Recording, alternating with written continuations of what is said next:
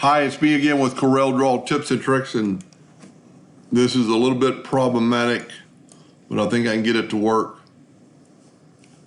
If he's going to print this, he wants to use the original flower because it's a lot more detailed than the bitmap, and we had to make it a bitmap to create this boundary. I can put the boundary and remove the white background from there. But the problem with this one picture is that there's some white between there that the boundary tool is not going to handle. So take the Smart Fill tool and fill in that. And because I've nudged everything, this is going to work. That's selected. I'm going to shift select everything. And I'm going to go to trim. And trim that piece out. And now that I have a yellow background.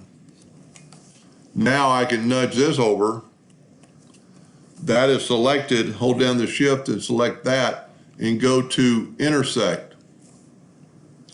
Now I have a flower that's cut out with all yellow and a background around it. And like before, now that we have a background around it, we could enlarge the background by going to effect or the cut line and go to the outside 0.02, go up to effects.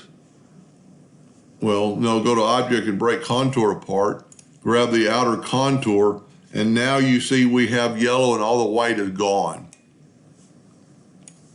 So it's a two-step process. It's a little confusing in which order you have to do it, but if you ever have that situation come to you, that's how you do it. Hope that helped a little bit. Thank you for watching.